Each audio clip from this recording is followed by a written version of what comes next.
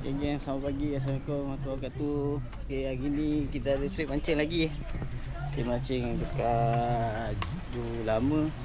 So aku dengan dia lah. Ni harga-harga terkini lah. Untuk bulan 5/26 ada kat Big Mall Lampoi. Kita nak cari apa? Kita nak cari air batu, nak cari udang dengan nak cari ikan lah sikit. Let's go dengan Den.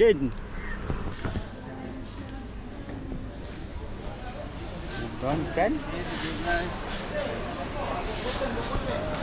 Okey, bayar. Bayar.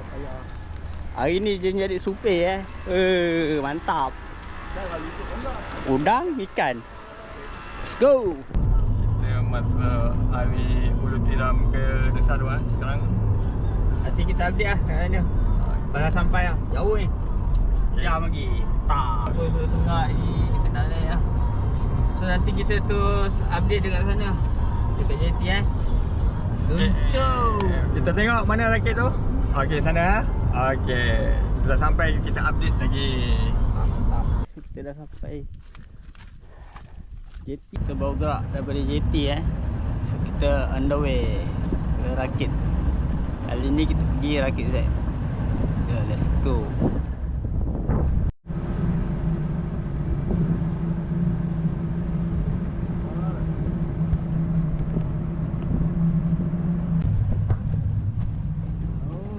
Kita dah sampai.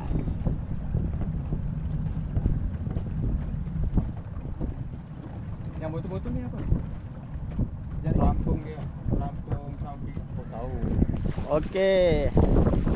Sekarang kita dah sampai lah. Kita dah sampai Rakit Z macam ni lah suasana tengah hari dia Air ni pun tengah surut. Kalau kita tengok ni adalah beberapa banyak tempat spot yang kita boleh mancing. Jambatan dia Saru kat sana kita boleh sana ke JT. Okey, kalau kita tengok Rakit ni Rakit ni adalah disediakan dapur untuk masak. Dapur dia macam ni je ringkas saja. Ini tempat ni lah. Baru-baru lepak semua kat situ lah. Ni tempat nak set up.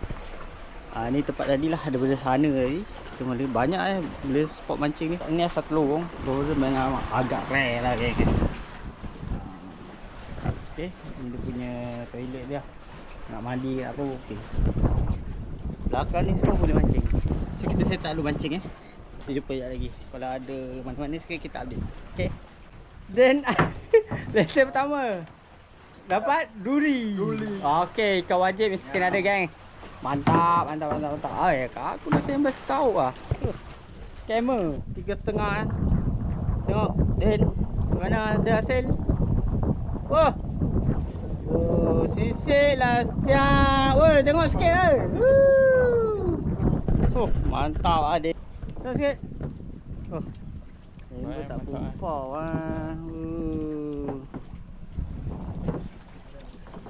air pun memang cantik. Dia masing-masing. Tadi kita dah dapat duri masing-masing pun dah ada lesen lah. Alhamdulillah. Pukul 5.30 5.30 kita dapat bro geng. Tapi sebenarnya dah banyak tadi kawan tombang tombang sebab air dia terlampau membuai. Dan sebenarnya dah banyak hasil ni Den ke gasak seorang. Air dia ni idea. Jadi kita sama-sama mancing lagi. Banyak spot. Bawah ni ada spot. Yang baru dapat ada spot dia belah sana. Spot dia belah sana. Ni kita tengah tengok.